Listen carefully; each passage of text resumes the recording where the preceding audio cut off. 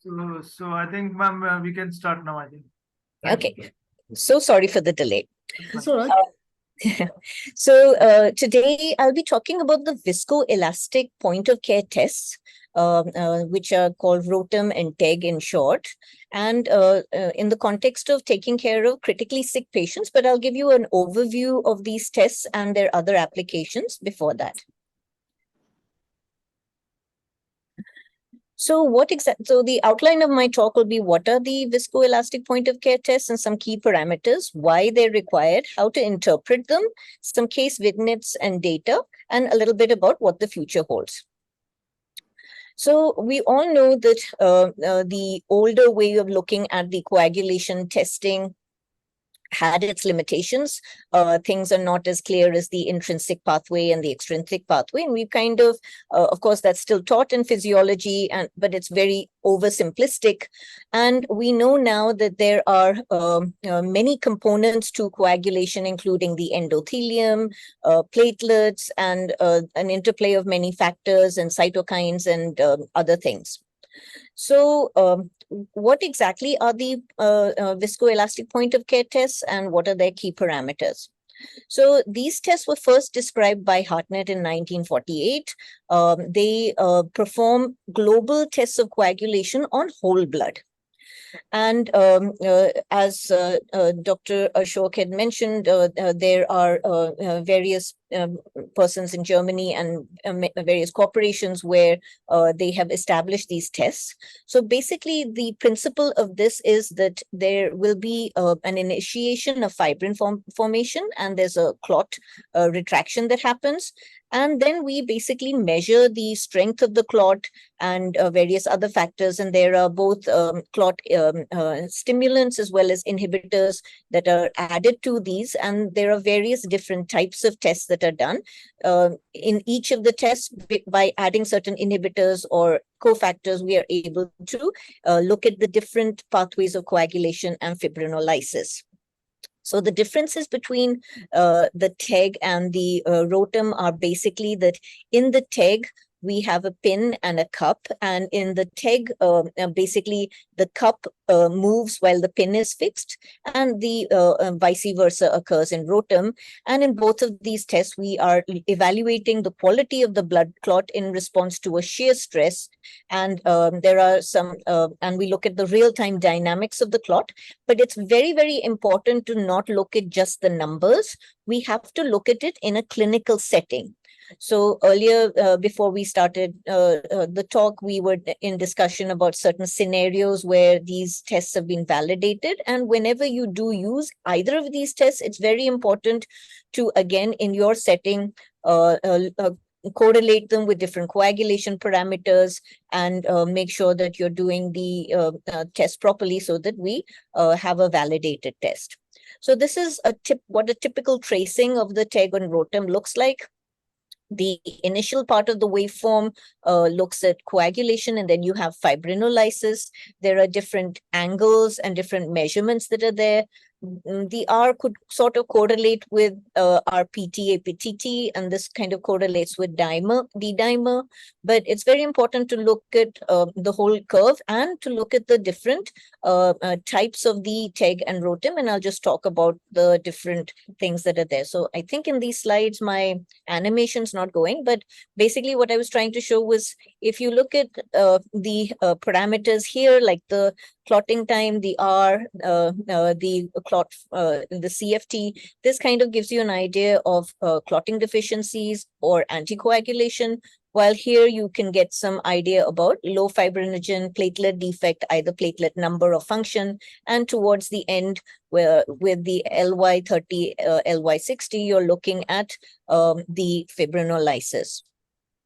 And this again is just kind of telling you, because we know that all of this is a dynamic process. So depending on where the patient is, you may get different types of graphs in the same patient. And that is the real beauty of this. Now, When we look at the TEG and the ROTEM, we kind of think of it as one test because a lot of times, for example, you have a chemistry analyzer or a CBC, it does one thing. But TEG has different kinds of graphs that you will get, and same with ROTEM, depending on the different agents that you are using. So in ROTEM, we have an INTEM in which we add an activator ellagic acid. And basically, this assesses the intrinsic pathway. It tells you about the clot formation, polymerization, strength of the clot, and fibrinolysis. In EXTEM, there is a tissue factor that is added, and this measures your extrinsic pathway. We have a HEPTEM, which is useful particularly for patients who are on heparin, and it can assess the clot formation in a heparinized patient, which otherwise is very difficult to do. The FibTEM is very useful. In this, we have tissue factor as well as platelet antagonists that are added, like aprotinin. And in this, we test fibrin and net polymerization after platelet inhibition. It gives you an idea of fibrinogen, platelet number, and function. And then we have an APTEM, which tests fibrinolysis, and a NATEM, which is non-activated. And if you look at the TEG, we have the standard Cowlin agent TEG, which is akin to an INTEM. In the TEG, we don't have anything that is exactly like an EXTEM, but there is a rapid TEG, which is very fast and very useful. And we don't have that in a ROTEM. You can do a HEPTEM kind of an assay with the TEG if you add heparinase. There is a functional fibrinogen TEG. There is also a TEG with platelet mapping, in which different agents like arachidonic acid and ADP are added. And the APTEM doesn't have an exact correlate in the TEG, but like we have NATEM and ROTEM, there is a native TEG, which is a non-activated assay. So as you can see, they are fairly similar, though they're not exactly synonymous. And again, you must know your test and the scenario for which you're using it, and you need to study it and validate it at your center. So why exactly are they required? Most hematology labs, like our lab, has a lot of assays that we do. We can even do studies by flow cytometry for some platelet function defects, and we have a repertoire of things. But still, these functional assays are required. So the British Society for Hematology recommended serial standard laboratory tests in patients who have major hemorrhage. But the problem is that if you are to do a serial standard laboratory test every 30 to 60 minutes, it's going to be very difficult because the turnaround time will be much longer, and most laboratories will not be able to give you the rapid tests as soon as you require them. And we know that in a patient who is having hemorrhage, the situation changes minute to minute. And so you won't be able to predict what is actually happening. And sometimes if you're using fibrinogen concentrates, FFP, cryoprecipitate platelets, the situation can sometimes shift from bleeding to thrombosis. And again, the standard PT, APTT tests may not be able to predict the thrombosis. And that is where the point of care assessments have come in, because they provide dynamic monitoring. And there are now many ROTEM and TEG-based algorithms for blood product administration, particularly in trauma and in many types of surgery. And the other thing is that people have now studied management of patients with the conventional as well as these point of care tests, and they found significant benefit in management of these severe trauma, sick patients, DIC patients, shock, massive bleeding, and other things. So and the viscoelastic point of care tests provide real-time hemostatic analysis, and they're really being, so apart from the management of the coagulopathies, they're also being now looked at in management of patients who have thrombotic tendencies. The first application was during COVID, and now we have so many anti-thrombotic medications which are actually very difficult to assay, and we can look at the anticoagulation and monitoring of these medicines as well as look at other patients who might be shifting from thrombosis to bleeding. So we know the previous ways that we could monitor anticoagulants was by looking at the PT, a PTT, but with many of the newer agents, particularly the DOACs, we can't really do that. Of course, for the vitamin K antagonists, we can do a PT-INR, but for the DOACs, we don't have anything. And again, low molecular weight heparin monitoring is not required in every scenario, but there might be situations where you might want to do it, and the usual anti-10A assay is not available. And so by doing the TEG and the ROTEM, these are, again, some newer applications for these tests. So I just wanted to digress a little bit about why sick patients are so sick. So we know that many of our patients in the ICU have hypoperfusion. And what happens is that in these hyperperfusion states, you can have both hypocoagulation, which leads to bleeding, or you can have a hyperfibrinolytic system where, again, you have hemostatic abnormalities. And all of you intensivists must be very familiar with this concept of shock-induced endotheliopathy, or SHINE as it's called. And this basically starts off with a thrombotic endothelium that leads to microthrombi, and then with the cycle of worsening perfusion and other cytokines and endothelial injury, it kind of gets propagated and can lead to multiple organ failure. And again, this is so this is a cartoon to show you what is actually happening here. And this is due to the endothelial damage that activates all of these procoagulants and leads to microthrombi, which leads to consumption of many clotting factors. And this then gets propagated. So it's not a localized phenomena.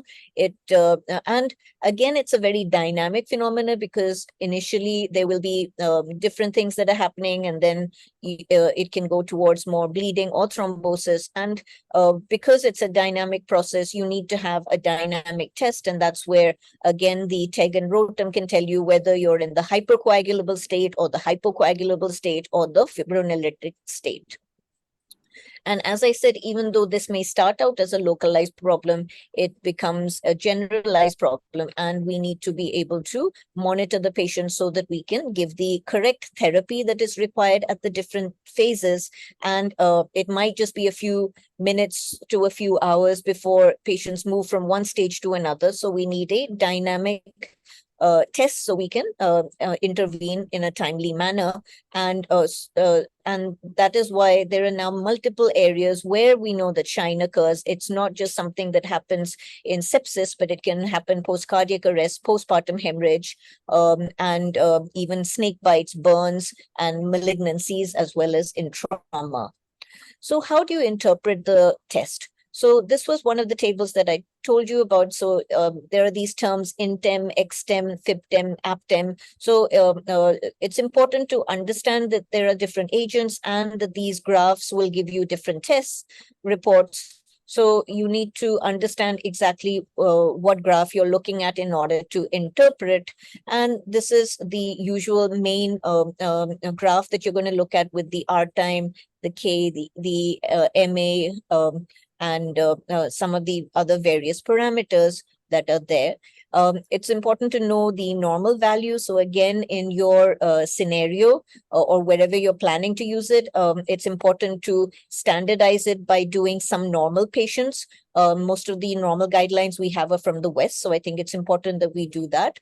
And then we can kind of, and then once you've done that, then you need to look at the data that you have in the different scenarios, so that you understand which is the most appropriate test for the function that you're looking at. Because, for example, if you're dealing with post-operative patients or intraoperative patients, you may want to have certain different tests. If you're dealing with sepsis, it might be different. If you're dealing with postpartum hemorrhage, it might be different. There are many guidelines that look at the different tests. and can even give you transfusion support. So, for example, this is a paper from Germany where they actually looked at the different FIBTEM reports, and that correlated with the fibrinogen concentration, and having that knowledge can help guide you on the fibrinogen replacement that needs to be done, whether with a fibrinogen concentrate or cryoprecipitate. So it seems a little bit complicated. So so I wanted to make it as simple for you as possible. And there was a paper where they kind of say that the way to understand it is by asking 3 questions. So how fast is the clot made? How strong is the clot? And how long? And if you ask those 3 questions, so the first question is how fast. So in that, you look at the CT of that. So that gives you an idea of what is happening. If this is getting delayed, so your clot is taking a long time to make, then perhaps you need to give fresh frozen plasma or prothrombin concentrate. Then you look to see, is this clot strong? If it's normal, that's great. But if it's not strong, then you need to decide what is going on.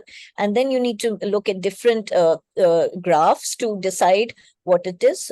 You can look at a FIBTEM, and if the MCF is low, probably you need to give some cryoprecipitate. If the MCF on the FIBTEM is normal, then perhaps the platelets are low. So this is how strong and how long.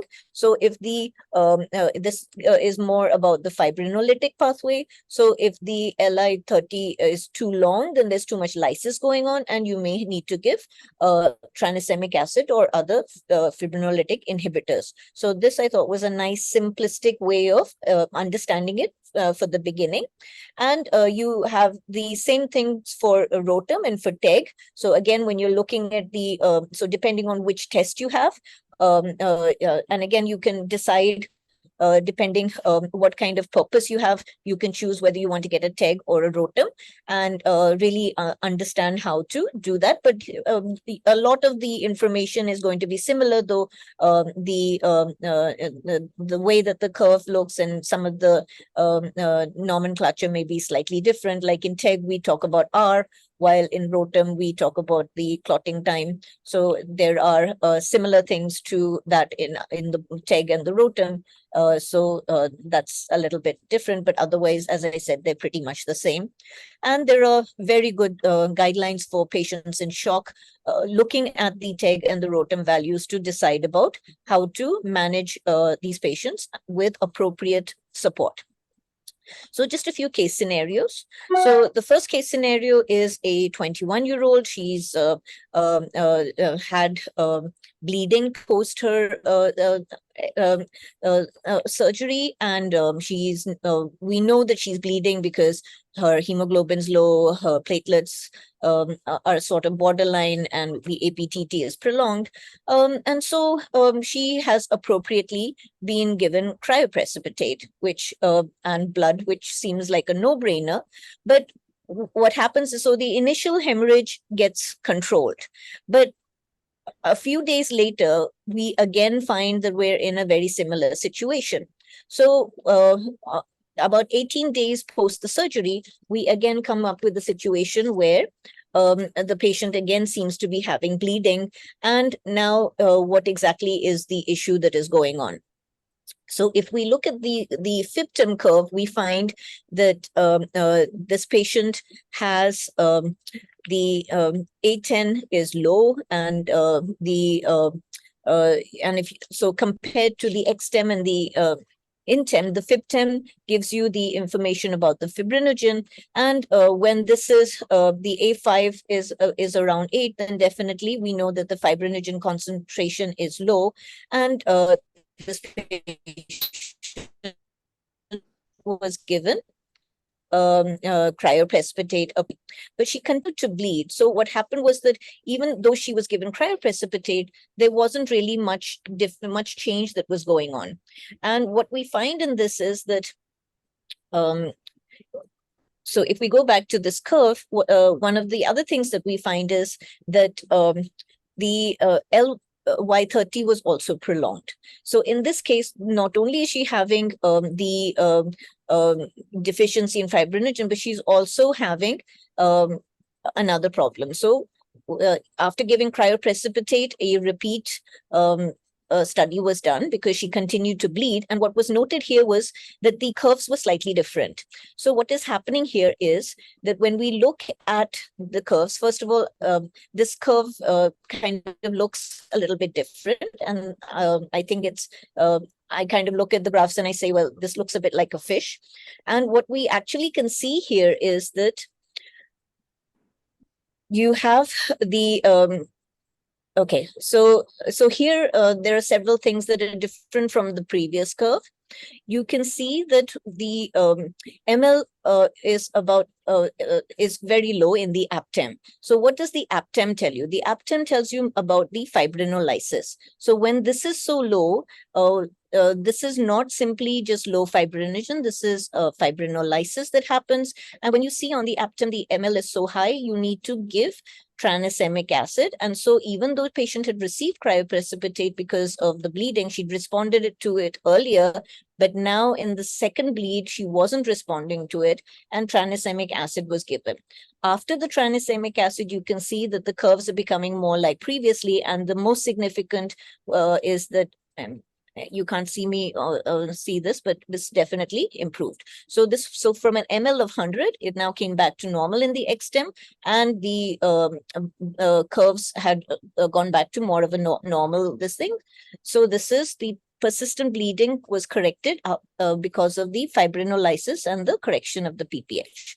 So these are just some of the curves. There are some articles where I've read where they compare it to different kinds of wine glasses, but I kind of look at the fibrinolytic one and say it looks like a fish, and then this is a normal curve, this is anticoagulation, this is platelet and hypercoagulation, but these are things that just are, a ballpark thing, but you really need to look at all the numbers. And again, as I said, you need to not only look at the numbers, but you need to correlate the numbers with the patient and the scenario. Now we move to case number 2. So this was a 40-year-old female who had fever and abdominal pain. She had been posted for an exploratory surgery and she's been given fluids and antibiotics, but now she's gone into shock and she's on noradrenaline and is on a ventilator. Hemoglobin is low, her platelets are low, her PT INR is prolonged. Now, obviously, we know that she's very sick, but what is the best intervention that we can do to help her? So in this case that we're seeing, if you look at the XTEM, you can see that, again, the A10 is prolonged. So is this just fibrinogen or is this something else? So if we look at this picture, if we look at the FibTem, this is not low. So if when your A10 is not low in the FibTem, then perhaps fibrinogen isn't the issue. It could be platelets. And because we can see a similar thing in all of these, if you have fibrinogen, low platelet, or a platelet dysfunction. But if the A10 is not low, then it's more likely to be platelets. And then this patient was given platelet support and she improved. Now, the most difficult, I think, is when you have a patient who has liver failure. And we know that patients with liver failure, that's very difficult to manage them. They walk a very delicate tightrope of which they can have both thrombosis or bleeding, and that can vary. So we have 2 cases that are there to illustrate. So we have a patient who has liver failure. He's currently hemodynamically stable, but of course, with a deranged PTA-PTT, he's got hepatorenal syndrome. He's planned for some intervention and vasopressin was given. Now, how do we assess what's exactly happening with this patient? So the first thing is that when we look at these ROTEM curves of his, it's easy to see that obviously these are very abnormal looking and the clotting time is very deranged, up over 250. So when you have a CT of 250, you know that you're going to be having bleeding, and this is a scenario where activated prothrombin may be a good idea. You obviously aren't going to correct everything, but in case you have a procedure, this may be the best intervention for this patient.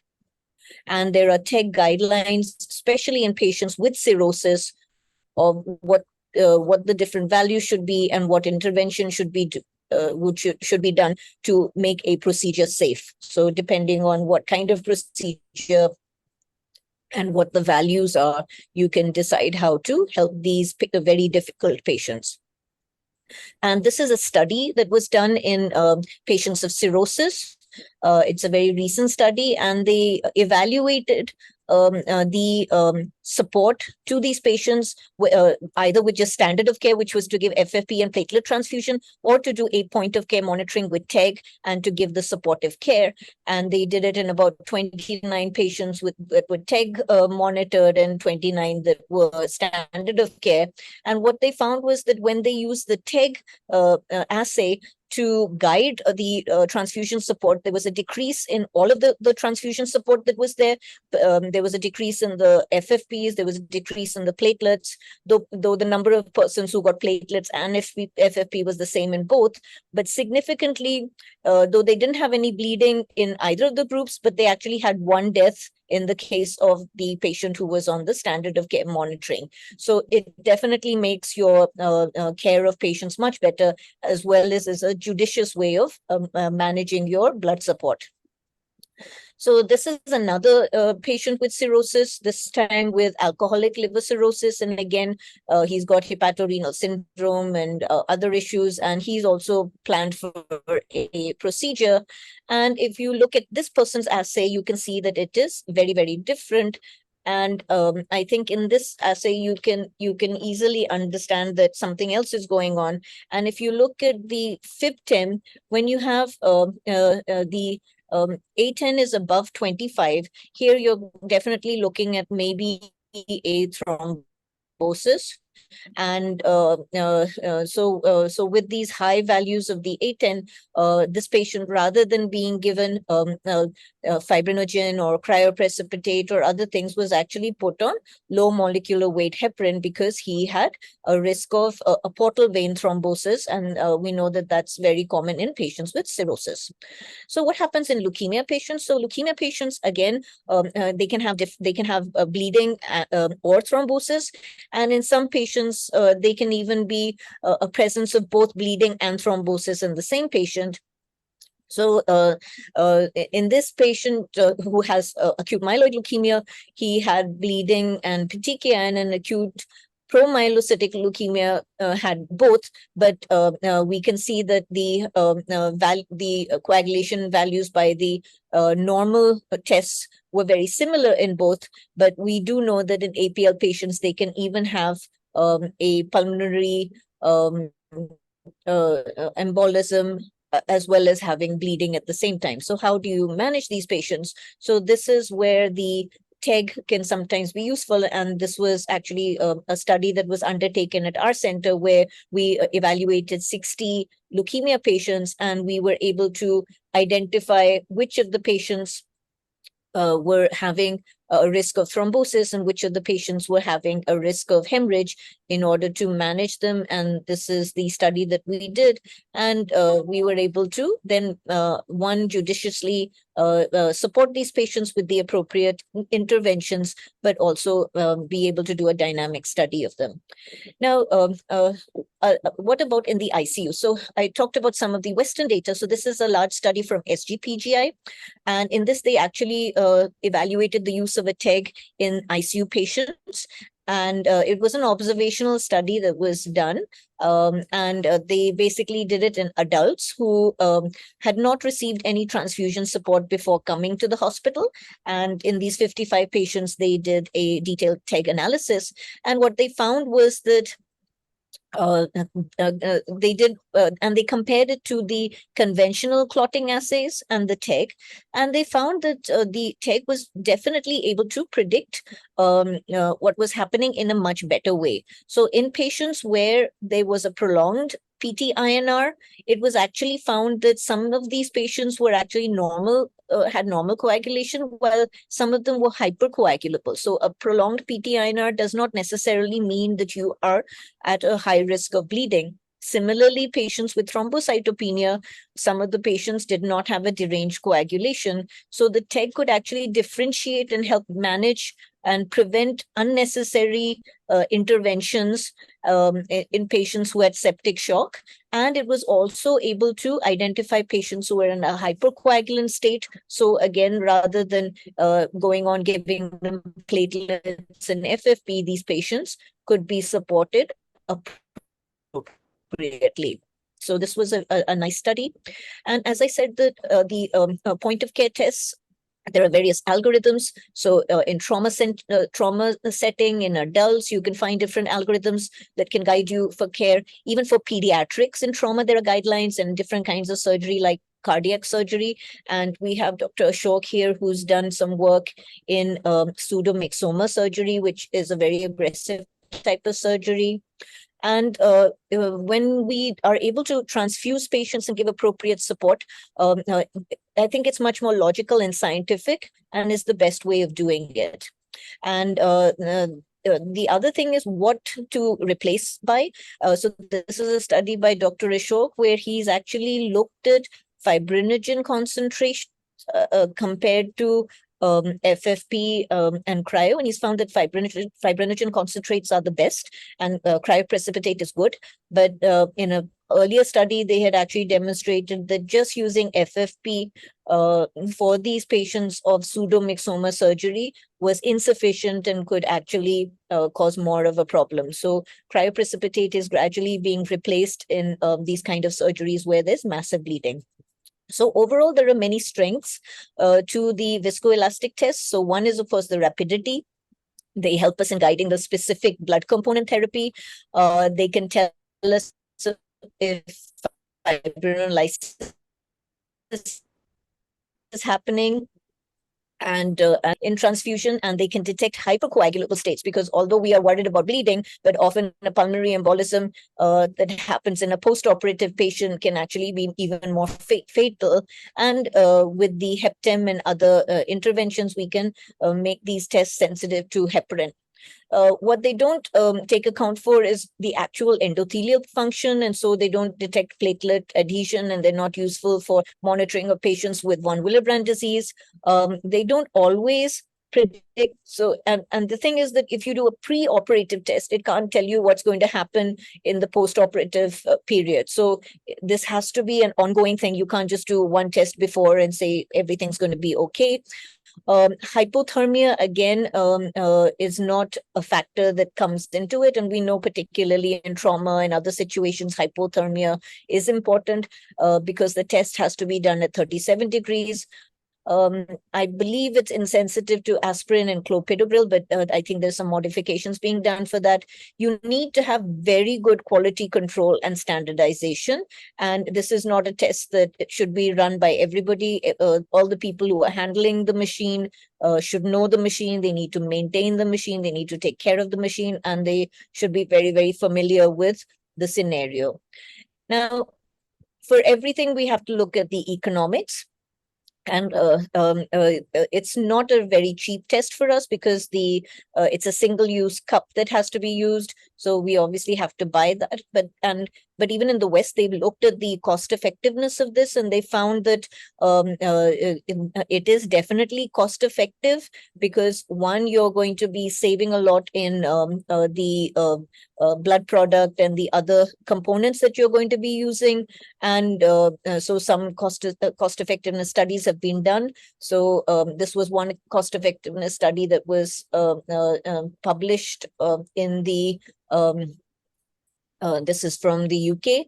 And then there are other studies in the liver transplant and cardiac patients. And in all of them, definitely the blood product use comes down, and some of them have talked about the cost effectiveness, but others haven't gone into too much detail, but have simply said that it is, yes, cost effective. So what does the future hold? Okay, so we know that it's a very important test for, especially for patients who are in a dynamic situation where they may move from bleeding to clotting. It's also been evaluated in patients who have had cardiac arrest and been very useful in their cardiac and neurological recovery. It's been used in ECMO, and there's an Alicia trial where it's been evaluated in critically ill patients on DOACs, and it's found to be much more better for monitoring these patients. And also even for DOAC reversal, because now we have more and more patients on DOACs, and these patients can also either get sick or be in trauma, and you need to reverse the DOACs, and you need to know if you have actually reversed it or not. So again, the TEG and the ROTEM are useful applications for that. So we have trauma, we have liver disease, liver transplant, surgeries, cardiac and non-cardiac, obstetric. So in some areas, we know it has definitely been validated. And this is a study from 2020, actually, where they said that there were some areas where it still needed to be validated. But I think the more that we use these things, the more we will be able to standardize it. So it doesn't mean that just because it hasn't been completely standardized in every scenario that it can't be done, but it basically highlights areas where well-designed studies are needed. And once these studies have been done, correlating it not only with the standard test, but also the patient scenario and collecting evidence, we will have more uses for these tests. There are also newer things that are coming out, newer modifications that are coming out. So we have more automated kinds of TEGs and ROTEMs that are coming up. So these more automated ones are very useful because there'll be less inter-test variability. So some of the tests are coming out where they have different cartridges, and they're more automated and don't need so much analysis of the curves. And there are also now some newer ones that are coming out, which can look at platelet aggregation. So there's a TEG platelet mapping assay and a ROTEM platelet model also that are coming up. So these are also quite interesting. To summarize, the TEG and the ROTEM, they provide real-time rapid assessments of coagulation. The parameters are similar, but they're not exactly interchangeable. So again, it's best to have one equipment and to really understand and learn that equipment. You can definitely use it to reduce the need for transfusions. You can decide on time points like heparin reversal and administration of fibrinolytic therapy. We have used it in hematological conditions. But there's definitely a need for standardization, and the newer TEG 6 and ROTEM Sigma can give a faster assessment with less training and errors, but definitely not without training, because I think all of these things are new and require training. So that's the end of my talk. Happy to take any questions. And there are some very good online courses. This was one that I had come up with. It's called Clot Pro Interpretation, but I'm sure there are many others. And whenever you're using any of these tests, it's good to have discussions with your laboratory person and make sure that you are doing the test properly. And as I said, collecting data and validating it in your scenario. So thank you very much. Thank you, ma'am, for the lovely talk and an insight into the use of point of care test. I'm sure that will be very useful. So, ma'am, should we hand it over to Dr. Ashok said? No, Yes, I think so. So unless you have any questions for me before we hand over? we'll have the questions in the end if there are any from the Okay. audience. Okay. Perfect. So Dr. Ashok, as I said, he's an expert and has written many papers on this. And one of the papers I quoted, and I'll hand over to him for any further insights. Thank you. I just want to add, thank you very much for fantastic. It was a very good, very comprehensive presentation. I just want to add one or two small bits in it. There is a new machine, which is not really a new machine, but it's all done by, it's being bought by Haemonetics. It's called Clot Pro. So we are going to have the Clot Pro hopefully in the new year. And the addition of the Clot Pro is going to be that it's got a tranexamic acid channel.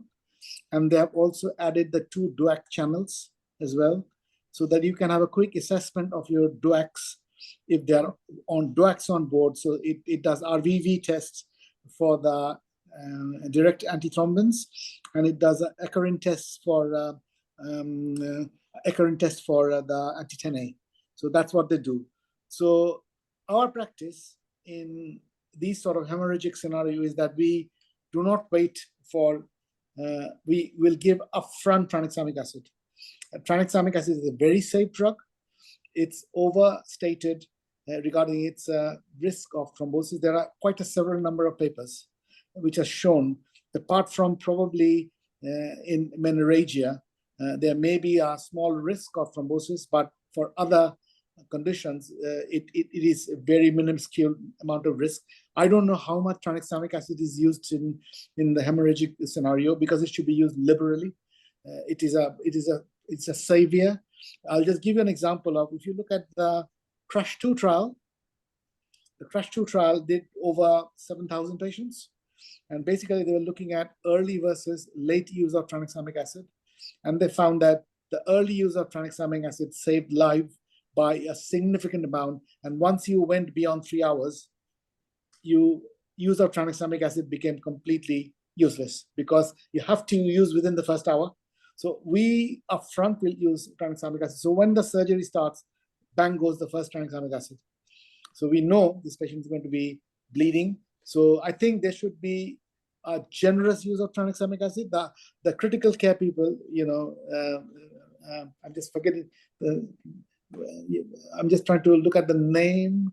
Yes, Dr. Bansal, I would urge you actually to use a lot of tranexamic acid, please, because it saves lives. We are in trauma patients, like you said, CRASH-2 and then CRASH-3, and even now recently a patch study. So everything advocates the use of tranexamic acid, and we are using it liberally. And even the obstetrics people use it very liberally. Obstetrics. And also, even in our leukemia patients, because we never have enough platelets, so we tend to use a lot of tranexamic acid. I think it should be extended straight to the obstetric hemorrhage, because it's not used that much, and I think they're fearful. But if you look at the previous trial, which was done, study was done in Wales by Peter Collins, they used liberally tranexamic acid, but they're extending it now to a second study, which they're doing with rotational thromboelastometry, and they're going to use concentrate, fibrin concentrate upfront, and they're not going to use any triprecipitate at all. So this is going to be an upfront fibrin concentrate use directed through rotational thromboelastometry.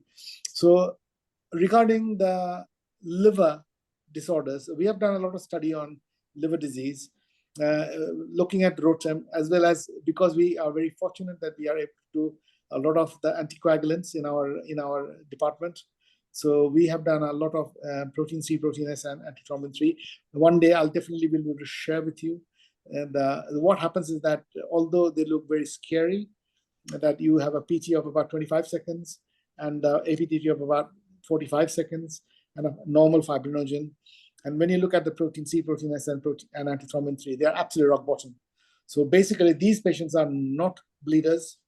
And we are now routinely doing liver biopsy without even giving anything, because we don't feel we need to give anything, because these are balanced out by the nature that, they are dropping their coagulants and they're dropping their anticoagulants. So as a matter of fact, a lot of patients, as you rightly said, they go on to prophylactic, but a lot of patients are actually now on therapeutic dose of anticoagulants now, on oral anticoagulants, a lot of cirrhotic patients in our hospital. So the scenario has completely changed from one where there was this absolute scare about bleeding, completely now to, yes, it's bleeding is there, but it's in acute liver failure. So people just mix up acute liver failure with cirrhosis of the liver. They're completely a different ball game. And in that, we did a study recently on patients who have liver resection in a hospital. So they are colorectal peritoneal metastasis patients, so they get isolated big metastases in the liver. And we have liver surgeons who use a technique where they use this Pringle maneuver.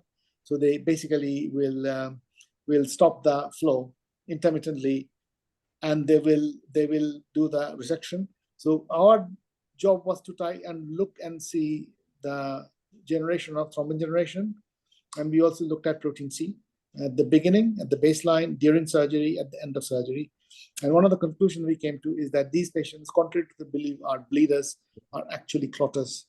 So we are going to do another study where we're going to use early versus late use of anticoagulation prophylaxis. So liver disease is a very, very interesting curious, because I've spoken with Klaus Grodinger, and they do a lot of liver transplant, and their use of blood product is phenomenally low.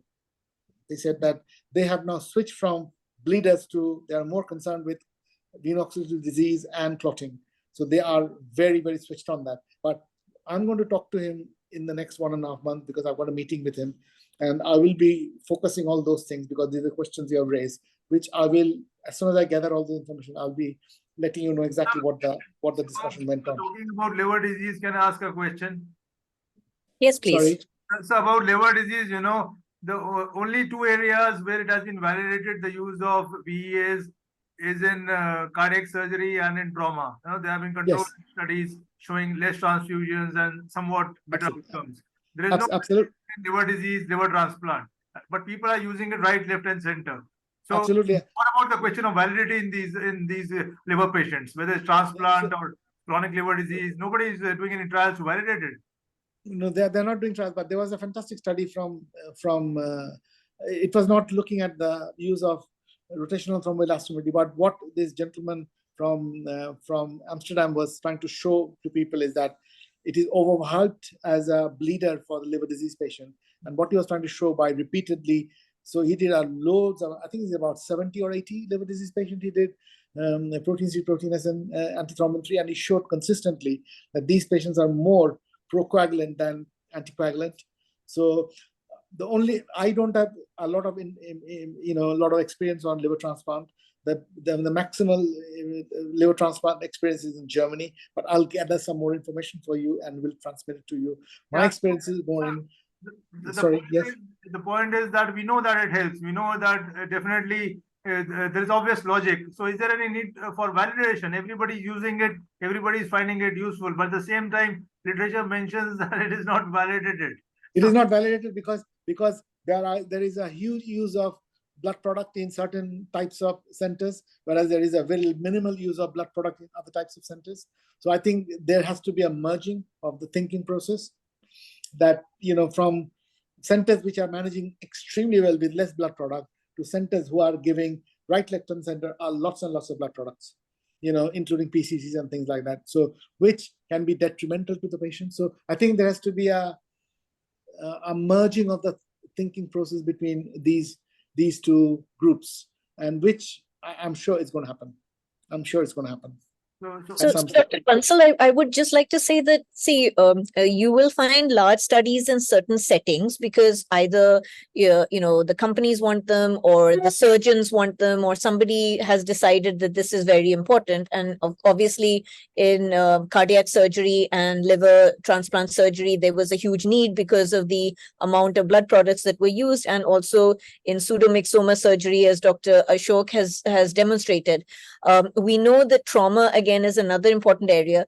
What I think what needs to be done is that we need to validate it in different studies. Like there was the SGPGI study of sepsis in the ICU. But again, the sepsis management protocols in each and every ICU may vary a little.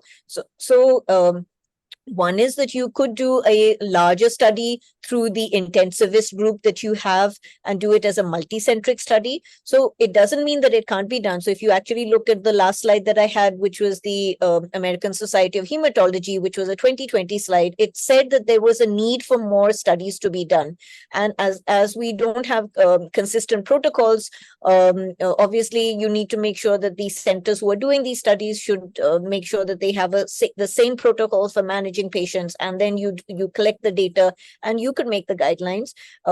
It's not that these tests will not be useful in different scenarios. They will be useful, and they can help you guide the therapy. So it's just that just because other people haven't validated it doesn't mean that you shouldn't use it, but make sure that you collect the data and you do it appropriately. And one of the things that Dr. Ashok had told me was, again, don't just look at the numbers, look at the patient as a whole, look at the whole scenario, because ultimately all these tests are there to help the patient. And if you're just looking at a number while not looking at the whole totality, you may go on the wrong track. Right. So, ma'am, just taking that forward, one question about sepsis. what about its use in DIC in sepsis? Because normally DIC in sepsis is a very big thing for us in the ICU. So it goes initially through a period of hypercoagulability. With consumption of factors, you get hypocoagulability. So there are these Japanese studies. Japanese recommendations are there in DIC to use anticoagulation. Though the international guidelines do not say so, but I'm sure you must be knowing, ma'am, Japanese guidelines do recommend use of protein C and heparin, etc. So if you are able to demonstrate hypercoagulable state and stop it there with heparin or protein C, and let it not progress further, it would be worthwhile. You won't get the outcomes, the bad outcomes with DIC. So are we going to have that, or can we do that? Yeah, So- I can't talk about sepsis, but I can talk about what we are seeing in the serum external scenario, that we get our rates of DTEs are extremely high, and particularly pulmonary embolism is extremely high. And so we are looking at, I was just talking to Dr. Seth about what I have been saying, that these patients, because they have got this extensive surgery, and we are noticing that their protein C, protein S, and antithrombin drop very significantly from their baseline level. You don't have to drop it to 0 or 1, and should not consider these acquired disorders to be in par with congenital disorder. Any significant drop by over 60% is good enough for the body to be in a state of flux at that stage. So I have presented the data to Takeda, and Takeda is at the moment thinking about it. I'm hoping to get a reply from them. We will be thinking about starting protein C as a treatment of choice as a VTE prophylaxis. Watch the space. I will keep you informed what happens. So I think I think DIC is a very confusing area. We do not use in the UK. We do not use anticoagulation at all. We try and monitor and manage patients accordingly. What the cover we have to, first and foremost, our main thrust will be towards controlling the sepsis. And if we control the sepsis, a vast majority of time, you're going to win the battle. And we follow in our hospital the dictum of, because we have got strict monetary financial penalty.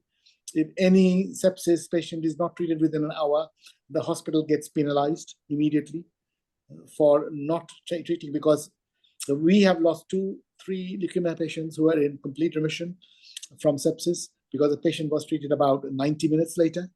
And those patients really shocked us a lot.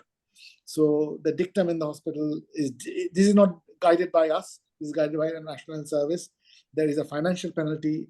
They time all the patients accordingly, what time the antibiotic went in, what time the fluids went in, what time the blood cultures went in, what time the patient was seen. Everything is taken into account. So I think the key, I think these things are useful, but what you'll find that these are patients who have gone through that initial phase of sepsis and not being treated properly, or there was a problem in treatment and they came quite late. And my worries are that taking in isolation a ROTEM value may well be detrimental to the patient, because we have to have significant numbers of sepsis patients to be done at various different time points. What results are we getting? To have any idea of how we are going to monitor these patients, or how we're going to challenge the patient with whatever form of blood therapy we're going to give. To take anything in isolation, it will be detrimental to the patient. I would strongly recommend that we need to collect data on sepsis patient rather than intervening. Treat the patients accordingly, what you're doing, using your standard technique, but collect the ROTEM values and with your normal lab parameters, and then look at the tracings very carefully and look at all the parameters. So you have to do at least 40-50 patients before you come to any conclusion that, yes, this is useful, and these are the things which are saying. So I think in isolation, Dr. Bansal, I have to say that it will be dangerous to use it just as a tool and say, I've got this and I've got to do this. It will be detrimental to the patient, I'm telling you. So I'll give you an example. Dr. said, I just want to give one example, just one small example. So the first trial which I did was with Octapharma, and because they were quite insistent on their protocol, so we had to agree to their protocol. Which I did not like in their protocol was that they were directing blood product therapy after randomization between concentrate and cryoprecipitate purely on the basis of ROTEM. And that I was not very happy about, but there's nothing I could do about it. And I personally feel that we were over-treating patients with cryoprecipitate. I'll tell you why. Because by the time the cryoprecipitate was going, they had not even finished. The next ROTEM was coming, and the ROTEM showed less than 12, and we gave some more. So, curiously, the patient went on having 2 or 3 sets of cryo, and the number of VTEs were significantly high in the cryo arm. I could.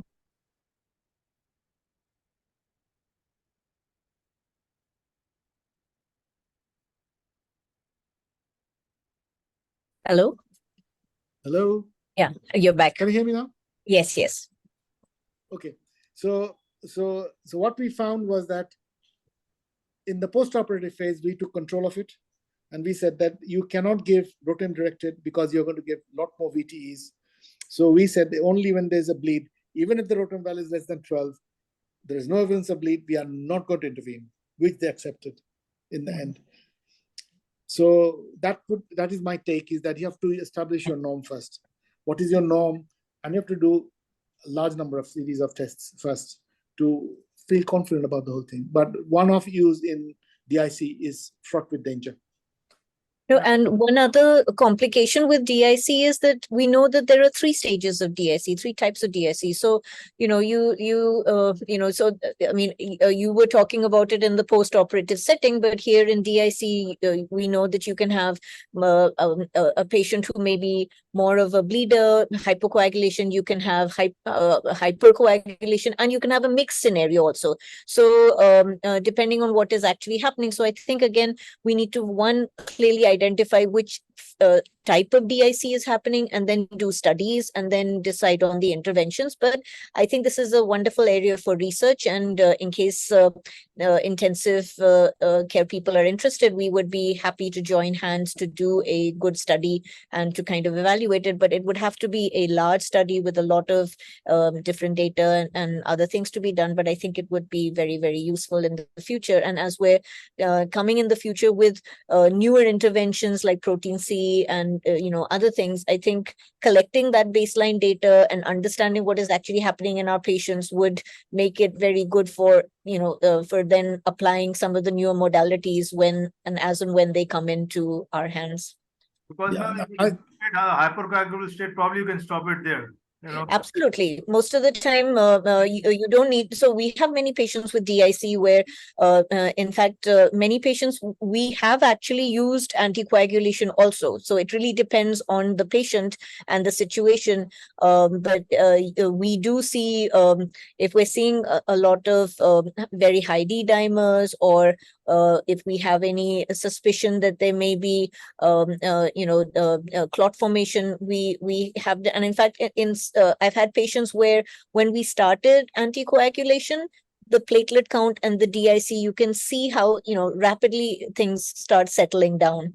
So a lot of times the ICU people will say, what are you doing? The patient's going to bleed. And we're like, okay, just give it a try, wait for a couple of hours, and then you let us know if you want to stop it or not. And then when the platelet count improves and the patient, stops bleeding, they're like, oh, okay, because you can have consumption of clotting factors. As Dr. Ashok had said, many times when you have DIC, you have consumption of protein C, protein S, and AT3. And so but as I said, we don't always know. In some patients, we are able to tell, some patients we're not. And I think with better studies and using these point of care tests in all the patients at different time points, we need to collect the data so that we and correlate it with other laboratory parameters as well as the clinical scenario, so that we can get the whole picture and we're able to understand, because you don't want to be just looking at everything through a pinhole. You need to be able to have a broad view of the patient as a whole. Sorry. Please go ahead. My suggestion would be that if you do that study, it will be fantastic, because you get a large number of patients in a tertiary hospital. But and it should be non-interventional collection of data. And my suggestion also would be, not only you collect the ROTEM values, you collect the routine blood counts, platelets, and everything, but also if you can get funding for doing protein C, protein S, and antithrombin, that would be fantastically useful, because this is an area which has not been studied very, very well, because there are sketchy, mentions of things. Because I think the value of protein C being the primary driver, in stopping thrombogenesis is so huge. People don't take it that seriously, and that's why people are not looking at it. But having seen it in seromyxoma, I'm taking it very, very seriously, that the role of protein C in thrombogenesis and how we do it. But sepsis is an area which needs to be looked at, definitely. So then what about TEG and ROTEM? If you were to compare and if you were to choose between them for your lab, either could be okay, or you go with ROTEM? If you ask me, I am extremely used to ROTEM, and it has been developed by the same person. The person who developed TEG developed ROTEM, and the same person developed Clot Pro. He's the same person. I'm forgetting his name. What he does is that he develops these and he sells his patent to big companies. So the principles are all same. But yes, I'm used to ROTEM quite a lot. There is an attraction of Clot Pro because it's got those extra channels in it as well. But hopefully we're going to get it in the new year. ROTEM will be my preference, but that's my personal preference. I'm not going to stop anyone from using the TEG as well, but it's entirely up to you. Yeah. So I think we'll come to the last point, sir. This thing, there are reference points for starting and stopping blood products, with conventional assays, like a PT of 1.5, APTT also 1.5 times, platelet count 50,000. But such reference points have not been framed for TEG as far as I know. That is another problem. Transfusion triggers, or these kind of numbers are not there. That is another problem. Right. Okay. Right. I'll explain to you my experience from massive hemorrhage is that we were more fixated on other factors, and we completely ignored the fibrinogen. And if you do not take care of the fibrinogen early on, you are in for huge big trouble. Because our experience has been that we traditionally use fresh frozen plasma, and that's what we used from 90s to early 2000s. And what we found was the more fresh frozen plasma you used to correct, we ran into even more coagulopathy. So we switched and we looked at the data, and we found the first thing which drops in any hemorrhage, massive hemorrhage, is the fibrinogen. And if you correct the fibrinogen early, you're not going to get dilution coagulopathy. I can guarantee you on that. So we do patients who go on surgery for over 9 to 10 hours, sometimes 12 hours surgery. And if you don't give them any blood products, they will bleed. And we only manage these patients with cryoprecipitate and concentrate. We do not give platelets. We have not given platelets for over 10 years now.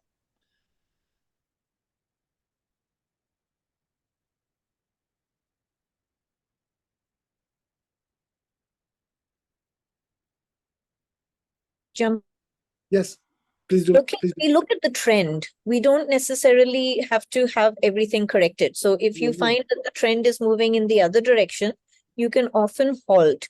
So because at the same time, you don't want things to be moving into the thrombotic kind of a scenario. So I think that's where some of the data that I've seen has kind of been there, where you don't need to make values completely correct, but if you find that the trend has changed, that's important. So I showed you a couple of displays, but I have got several other displays where I have used.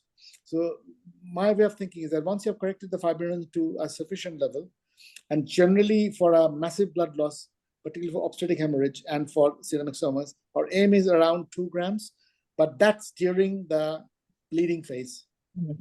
And as soon as the bleeding phase is over, both for the obstetric hemorrhage as well as for the massive hemorrhage, is the same principle, that you don't get obsessed about the fibrinogen at that stage. If the patient is not bleeding, if the fibrinogen is 1.5, 1.8, you are very happy with it because the patient has completely stopped bleeding and they will rapidly pick up their fibrinogen. The danger of giving extra dose at that stage is going to be a PE at that stage. Definitely going to brew a PE within 5 to 7 days. So the word of caution is always that if the patient is not bleeding, do nothing. Just sit quiet and observe. Because you have the machine, which you can get results within 5 to 10 minutes. You can always intervene. But, we have this terrible scenario where they have virtually extracted everything in the abdomen. It's terrifying, when people see it, they think, gosh, how is this patient surviving? Why are they not bleeding? But that's our experience, is that these patients will have a little bit of blood loss. But as long as that blood loss is within control, we do not correct it. And we never correct postoperatively. I've got patients who have had a fifth time of 7 at the end of surgery, which is equivalent to about 1.5 grams of fibrinogen. Patient is not bleeding. There's nothing going on. It's not tachycardic. Is not requiring extra, NORAD, and support. And the blood pressure is okay. I said, fine, just carry on. And by the next day, you do the fifth time, it's gone up to about 12. So that proves the point that, you have to be very judicious at that stage. Most important thing is the values are values. This is something one my teacher said, that please do not look at the numbers. Treat the patient with the number, never treat the number. So I have learned from that. So he used to really hammer home the message all the time. Please take the clinical, you go to the patient, see the patient hemorrhaging. Should I be replacing it? And you make your own judgment as a clinician that, no, I don't want to replace it because the patient is not bleeding. What should I do? Why should I correct the number? So he used to say, so if someone gave a wrong transfusion or infusion, he will come back the next day in the ward down and say, did you actually satisfy your ego? That's what he used to say. And we'll point to whoever the registrar is.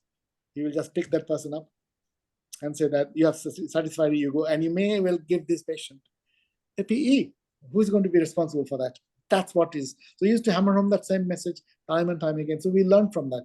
So I was exactly like the same, number. But I have moved away from that with experience. Yeah. But it was a fantastic presentation.